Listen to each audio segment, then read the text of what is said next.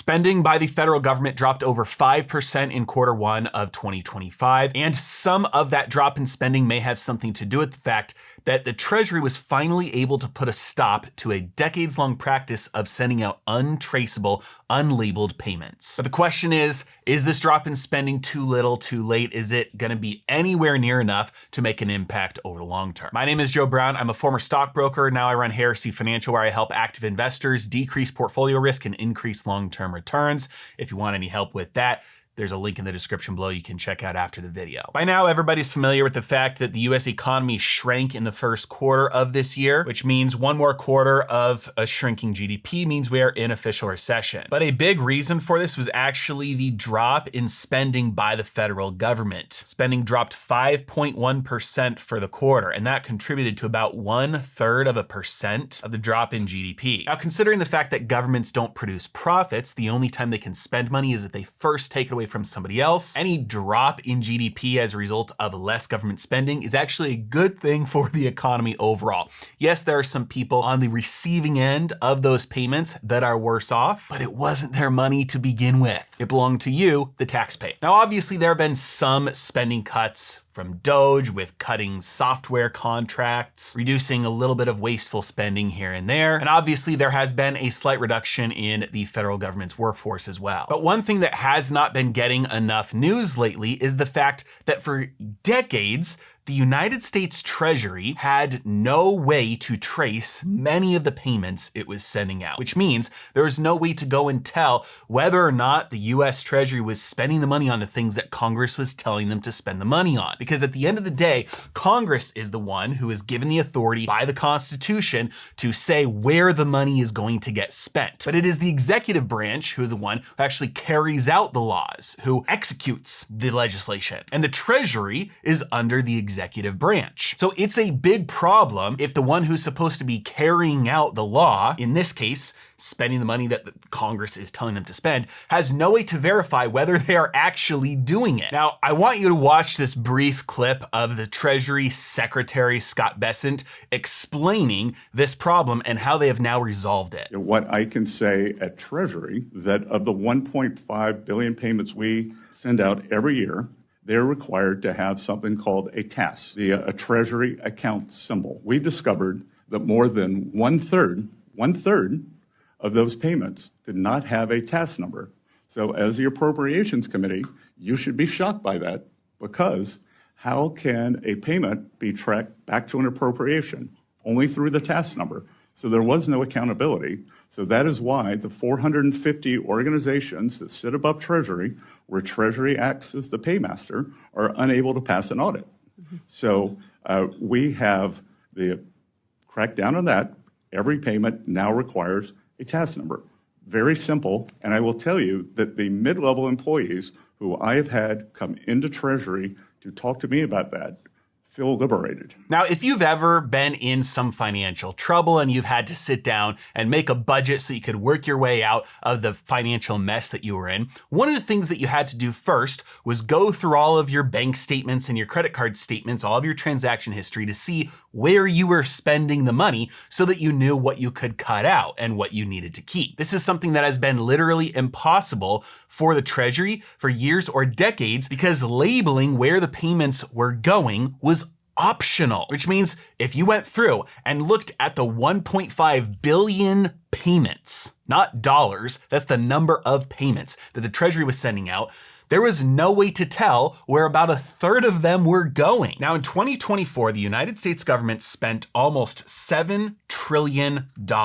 If we do some quick math and divide 7 trillion by 3, we can see that over $2.3 trillion was unlabeled, meaning it got sent out and there's no record of where it went. Now, it's possible that all of this $2.3 trillion that was spent went to where it was supposed to go. It's possible everybody who was submitting those payments and all that money going out was going where Congress had told it to go. It is possible that nothing sneaky, that nothing bad, nothing evil, and nothing fraudulent was going on here. But guess what? We just don't know.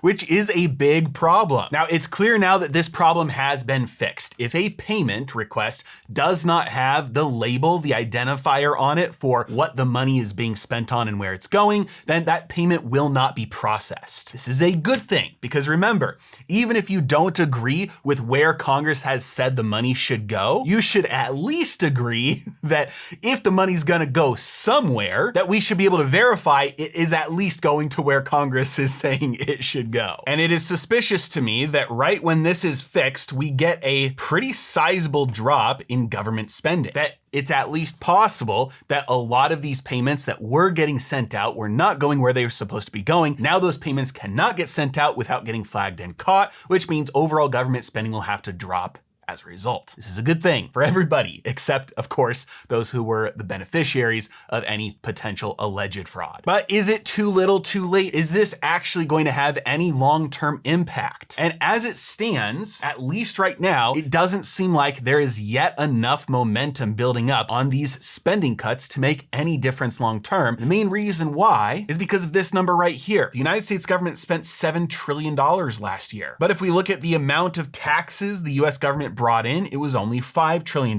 They took $5 trillion in taxes, they spent $7 trillion, which means they had to borrow $2 trillion to make up the difference. That is a 30% spending cut that would need to happen just to fix the deficit. That's just to stop adding to the national debt, let alone a surplus, which would start paying off the national debt. If you just want to get rid of the deficit, you need a 30% reduction in spending. That's $2 trillion.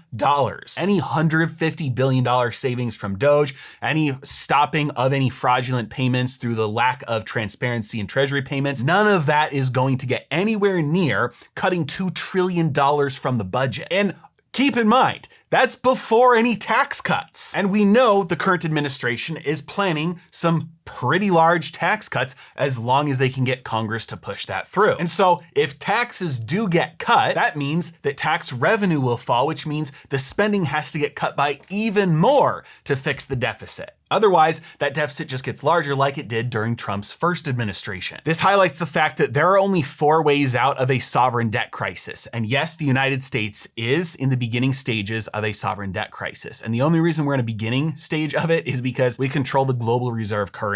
If we were any other nation, this would have spiraled out of control far quicker and far sooner.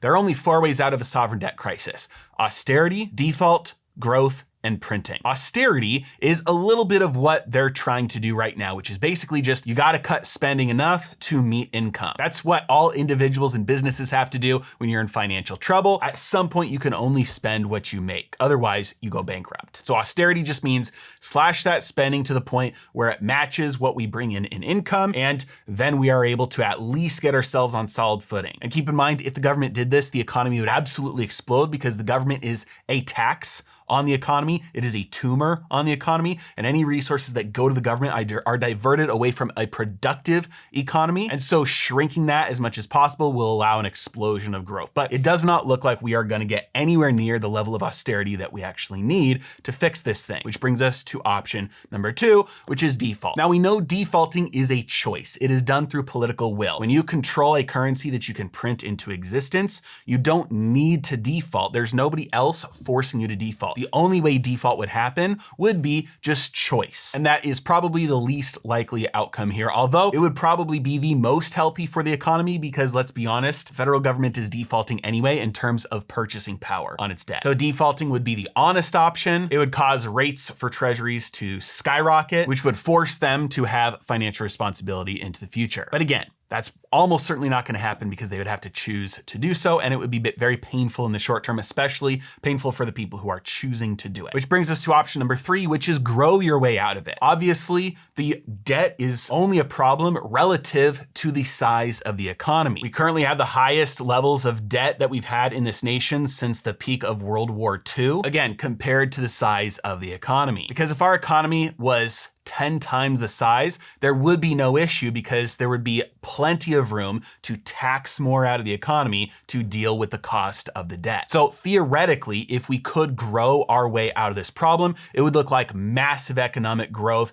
massive abundance, everybody getting much, much richer, which is absolutely possible. There is nothing by the laws of physics that would prevent that. But we do have a government with a massive steaming hot pile of regulations that is stopping the economy from moving forward quickly on creating a lot of abundance and wealth. Things like AI and robotics and advances in nuclear technology all show huge promise for paving the way for more and more growth, but it does not seem likely that any of these are going to be big enough to compensate for the US government's financial irresponsibility. Which brings us to option number 4, which is print your way out of it. It is what the government always chooses to do. It's what they've always chosen to do in the past, and it is what they're most likely to choose to do in the future. You can't tax the economy more because you're already taxing it pretty much as it can handle due to the current level of growth. You can't default. The economy's not really growing much in order to grow your way out of the debt problem. But you have mandatory bills you have to pay as the government because it's what Congress has told you have to spend. And you have the mounting cost of the interest just on the debt. And so at some point, you're going to tap on the Federal Reserve to lower short-term interest rates so you can borrow for cheaper, which is essentially money printing. You're borrowing that money into existence. That's going to drive the money supply higher, which drives the price of assets and goods and services higher, and you have a government that tries to inflate their way out of the debt spiral. That is the most likely outcome, and until we see something different coming out of the current administration or the next, there's no reason to suspect anything otherwise. If you'd like me to help you apply ideas like this to your investing so that you can protect yourself from the erosion of our currency, from the crashes that happen in markets along the way, go ahead and click on the link in the description below. As always, thanks so much for watching. Have a great day.